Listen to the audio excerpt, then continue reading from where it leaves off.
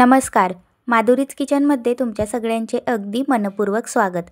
आज आपण नवरात्री विशेष अगदी उपवासाची कुरकुरीत रेसिपी पाहणार आहोत.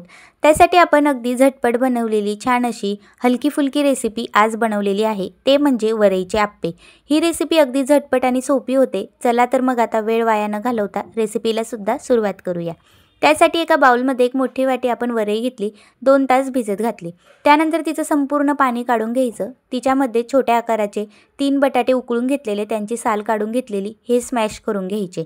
त्यानंतर त्यामध्ये आता पुढील साहित्य टाकूया. त्यामध्ये आता आपण मिरची आणि अद्रकचा ठेचा करून घेतलेला तो यामध्ये 1 ते 1.5 चमचा टाकून घ्यायचा.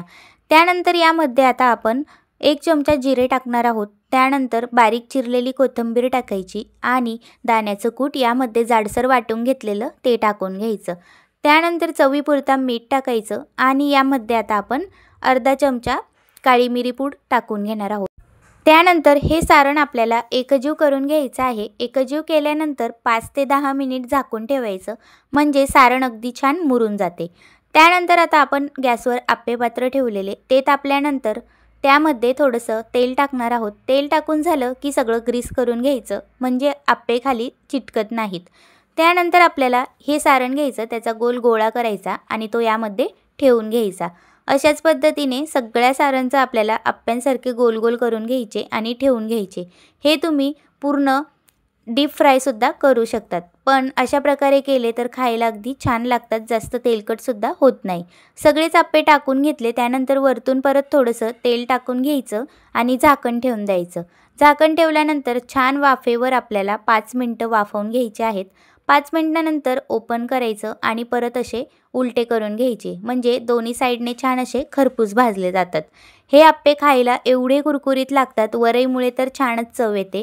यामध्ये वरई बिलकुलच दळायची वगैरे गरज नाही. अगदी अशाच पद्धतीने भिजवून केली तर छान कुरकुरीत होतात आणि खायलासुद्धा कुरकुरीत लागतात. सगळे आप्पे उलटे करून घेतले. परत थोडंसं वरतून आपल्याला तेल सोडायचं आणि परत असे झाकण ठेवून खरपूस दोन्ही साईडने मस्त भाजून घ्यायचे. तुम्ही बघू शकता छान कुरकुरीत होताना दिसत आहे. लगेचच पलटले जात आहेत. अगदी परफेक्ट असे आपले आप्पे तयार झालेले आहेत. हे आप्पे खायला जेवढे कुरकुरीत लागतात ना, तेवढे खायला टेस्टीसुद्धा लागतात. अशा प्रकारे तुम्ही हे आप्पे उपवासामध्ये नक्कीच ट्राय करू शकतात. मुलंसुद्धा अगदी आवडीने खातील. दिसायला तर छान कुरकुरीत दिसतच आहे, आतूनसुद्धा मस्त खरपूस असे झालेले आहेत. उपवासाच्या वेगवेगळ्या रेसिपी ट्राय करतो, त्यामध्ये अशा प्रकारे जर आप्पे आणि चटणीसुद्धा त्यासोबत बनवली तर तुम्ही नक्कीच उपवासाचा आनंद घेऊ शकतात. अगदी छान रेसिपी आहे. एकदा तुम्ही या उपवासामध्ये नक्कीच ट्राय करू शकतात. सगळे आवडीने